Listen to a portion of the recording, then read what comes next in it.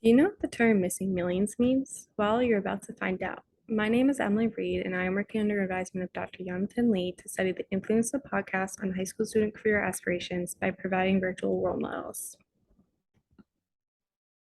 The National Science Board coined the term missing millions to describe those who have yet to be engaged in the STEM workforce so that it reflects the racial, ethnic, and gender representation as it is in the general population. The graph here represents the core problem and focus of this project, the recruitment of underrepresented minorities into STEM. Filling these vacancies in STEM will not only allow for better equity and inclusion, but it will fill the gaps in capability and also increase benefits for everyone. And one way to address this problem is through providing role models. And in this project, we are providing virtual role models, which is the same as any other role model, except there is a lack of visuals and there's also a lack of in-person back and forth conversation.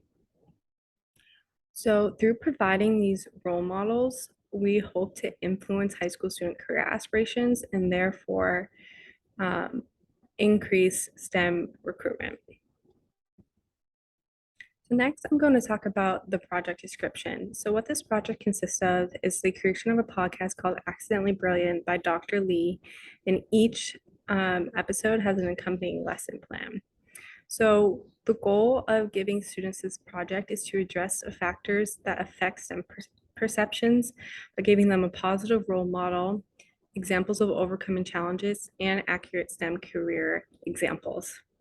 So we will assess this through STEM career interest and identity surveys and interviews.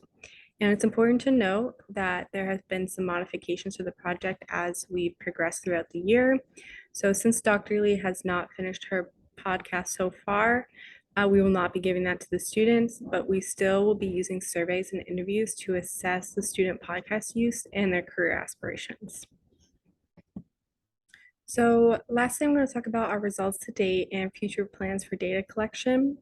So far we've developed a really solid background and introduction on the topic, and we have written this up into our work in progress paper, which we have submitted our rough drafts for.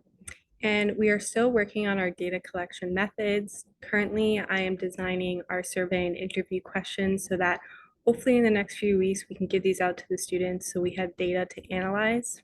So some of the questions that I'm looking to answer are: what podcasts are the students listening to, if they're related to STEM, what their current career interests are, and does their podcast use influence us at all? Thank you for listening to my presentation.